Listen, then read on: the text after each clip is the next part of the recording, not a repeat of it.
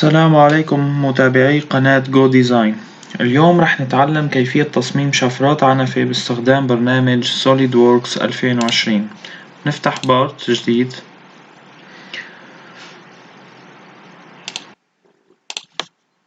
على فرونت بلين نرسم دائرتين ومنحدد الأبعاد. الخارجية قطرها 410 ملي والدائرة الداخلية قطرها 130 ملي. هلأ من المركز نعمل سنتر لاين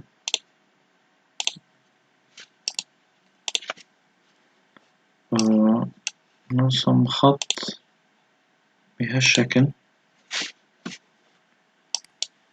نحدد البعد الزاوية درجة واحدة. نعمل mirror about السنتر لاين. تمام. هلأ نستخدم الأمر trim entities على الجزء.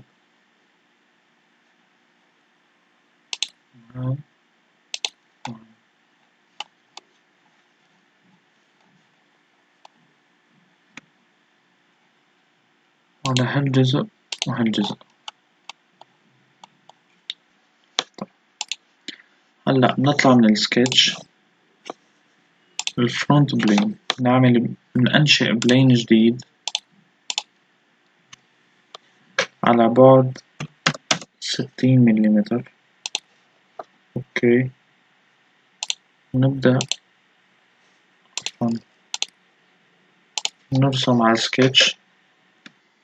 نرسم على البلين نفس الأشكال.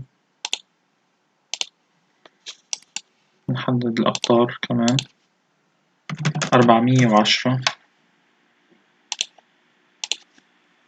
130. ناخد سنتر لاين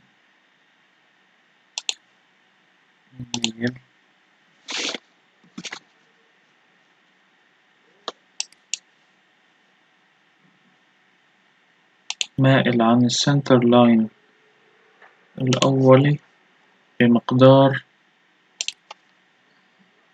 9 درجات.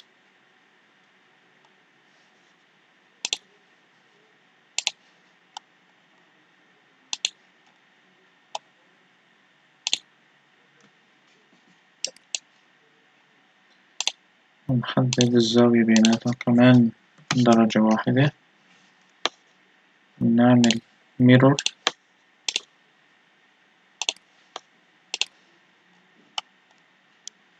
تمام. هلأ نعمل trim.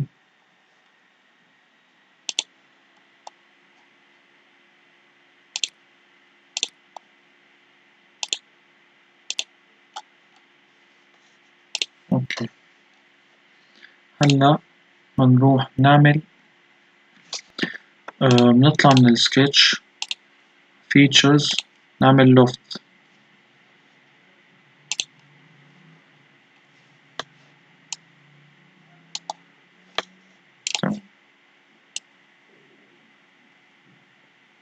هلا نعمل circular pattern.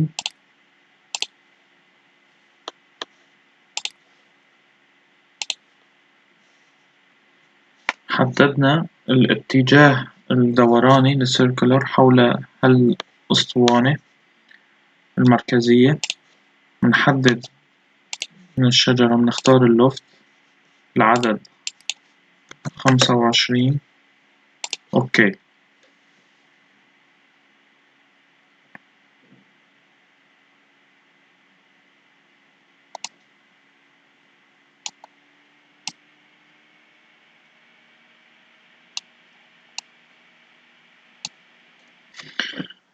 هلأ من المركز الأسطوانة المركزية بنرسم دائرة. نرسم هون مستطيل. هذا المستطيل مشان مجرى للتثبيت التوربين.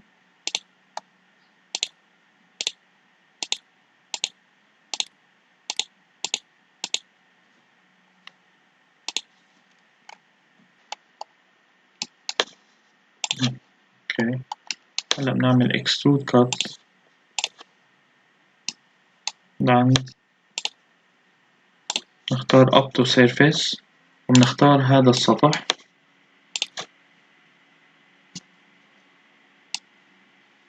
تمام، أصبح القطع لعند السطح. نختار نوع المعدن ميتال، ستيل، بوليش ستيل.